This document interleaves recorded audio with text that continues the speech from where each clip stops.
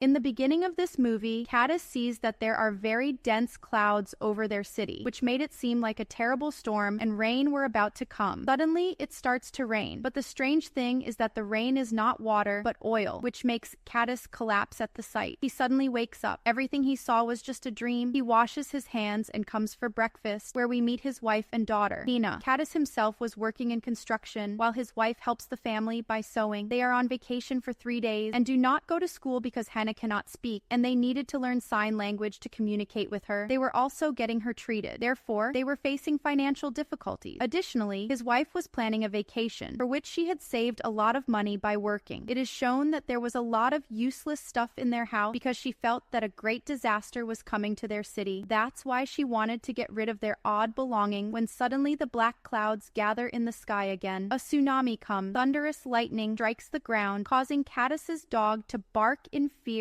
and break free from its leash, biting Caddis. As soon as it bites him, Caddis feels pain, and we realize that this too was just a dream. But the surprising thing is that where the dog bit him, he still feels pain. Thinking about this, he is unable to concentrate in his meeting, which makes his boss angry. Due to the many rains that had already come to the city, their work had been significantly delayed, and the boss wanted all employees to work as much as possible so that their contract could be completed on time. The meeting ends, and everyone gets back to their work. While Caddis is working, he notices that the birds in the sky are flying strangely today. Understanding this, he asks his friend if he sees the birds in the sky. Upon his response, he realizes that all these strange things are happening only to him, and he is the only one seeing them. After several exhausting hours of work, Caddis arrives at school where they were learning sign language. Due to the half-hour work of the girls, Caddis could not spend time with his family, so he was taking time to learn sign language. They leave school for home, where it starts to rain on the way. In Kiranpur, this rain was not water, but oil, and because of this rain, the scene in front of Caddis becomes blurry. In this situation, their car stops after colliding with something. It means they have had an accident, in which Caddis's nose starts to bleed. His daughter is also frightened, and before they can do anything, someone suddenly breaks their car window and takes his daughter away through the window. He keeps trying to save her, but the person takes her in his arms. Suddenly, he wakes up, and we find out that this too was just a dream. He has become troubled by his dream. He looks quite ill. Therefore, his wife becomes worried seeing him, but Caddis says, "Don't worry, I might just be coming down with a normal fever, so I should take Hina to school right now." Hearing this, his wife leaves. As soon as she leaves, Caddis gets to work. He first builds a fence outside for the dog because he saw it in his dream. This dog had harmed him, and while he was getting rid of his odd belongings, he notices a door to a poor basement, which he opens. When he goes inside, he gets a new idea to build a shelter to protect from the storm, but he needs a lot of money to build the shelter. He had saved a lot of money to go on vacation. He wanted to ask for money, but he couldn't because he earned it with great effort. The next day, another storm comes to their city. He was watching the storm from the window. When it comes close to him lovingly, he sees Hina looking intently out the window, and her intentions do not seem right. Therefore, he picks up his daughter and moves away from there. Just then, someone starts banging loudly on their door. Things start flying from there, and suddenly he wakes up. This too was his dream, and during this time, he was so scared that he wet his bed.